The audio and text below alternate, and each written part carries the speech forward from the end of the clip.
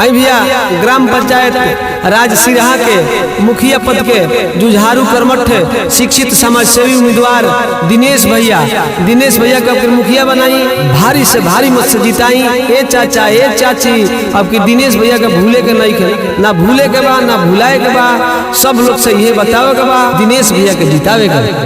दिनेश भैया जिंदाबाद जिंदाबाद जिंदाबाद, सिरहा पंचायत के जनता जिंदाबाद जिंदाबाद जिंदाबाद, दिनेश भैया जिंदाबाद जिंदाबाद जिंदाबाद, सिरहा पंचायत के जनता जिंदाबाद जिंदाबाद जिंदाबाद, दिनेश भैया जिंदाबाद जिंदाबाद जिंदाबाद, सिरहा पंचायत के जनता जिंदाबाद जिंदाबाद जिंदाबाद।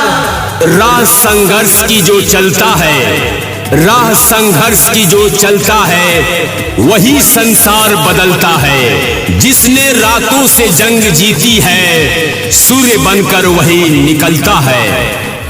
सुनिए भैया भाभी, सुनिए चाचा चाची, सिरहा पंचायत के रही ना कमामा बाकी,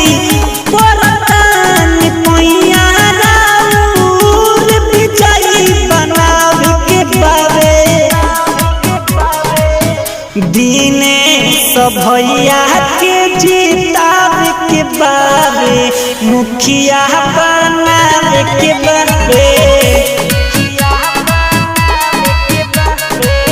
दिनेश भैया के जितावे के बारे, मुखिया बनावे के बारे।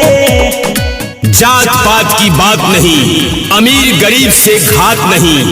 मानवता धर्म हमारा है, झूठा वादा कोई नहीं, विकास ही हमारा नारा है, विकास ही हमारा नारा है। कोई हो विचार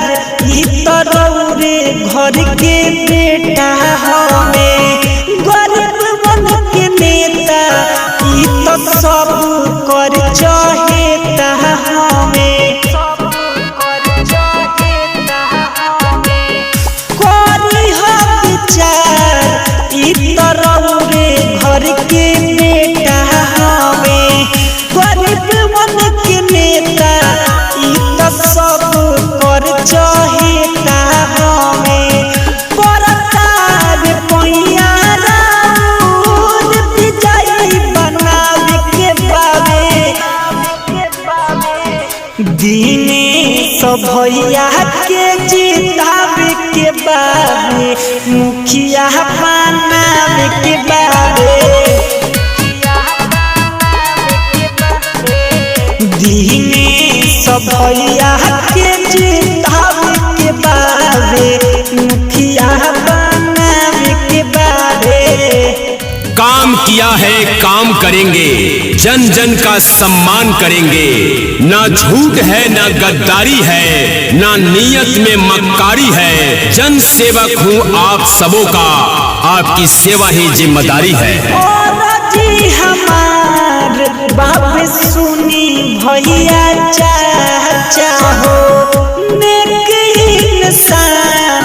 हुए दिलावा के साचा हो, और जी हमार बाप सुना भैया चाचा हो, नेक इंसान हुए दिलावा के साचा हो, गरबा में मलवा इनके पहनावे के बारे, दिनेश भैया के जितावे के बारे, मुखिया बनावे के बारे, दिनेश भैया के जितावे के बारे, मुखिया बनावे के बारे। काम करो ऐसा कि एक पहचान बन जाए, हर कदम चलो ऐसा कि निशान बन जाए, जिंदगी जियो इस कदर की मिसाल बन जाए। जे जवन पहले नहीं कोई के देखई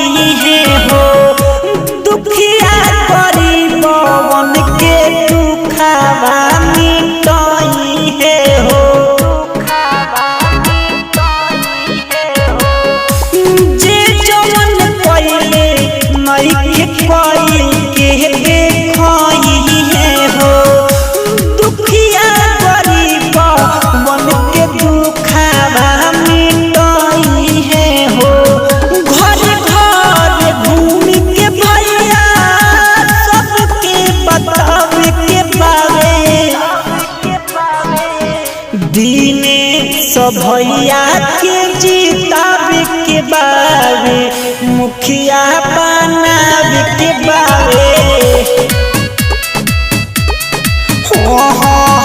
दिनेश भैया